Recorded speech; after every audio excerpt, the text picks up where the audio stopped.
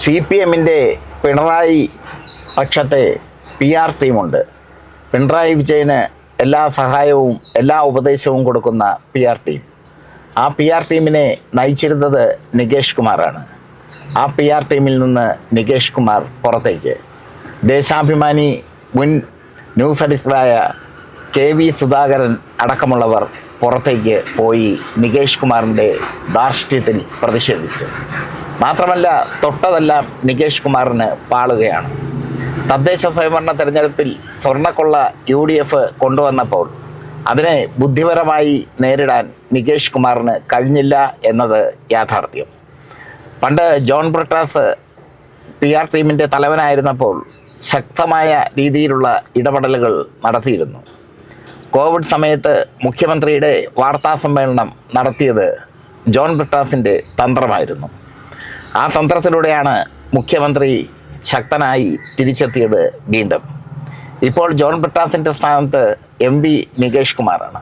പക്ഷേ നികേഷ് കുമാറിന് തന്ത്രങ്ങൾ പിഴയ്ക്കുന്നു. മുഖ്യമന്ത്രിക്കും ഇതിൽ അതൃപ്തിയുണ്ട്.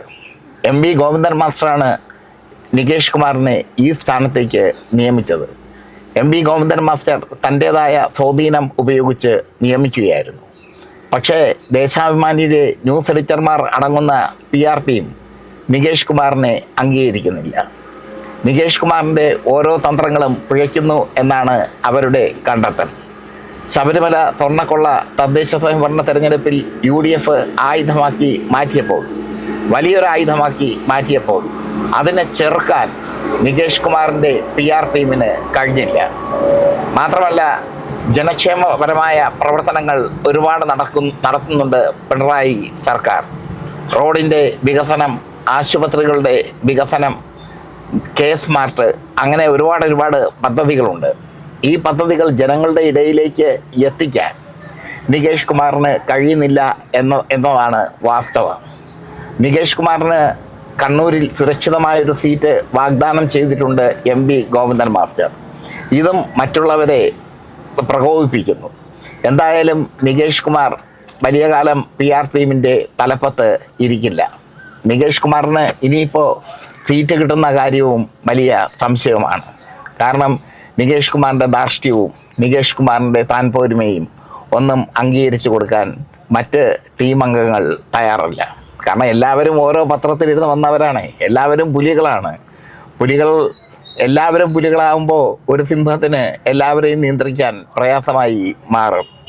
മുഖ്യമന്ത്രിക്ക് നികേഷ് കുമാറിനോട് പഴയ താല്പര്യമൊന്നുമില്ല.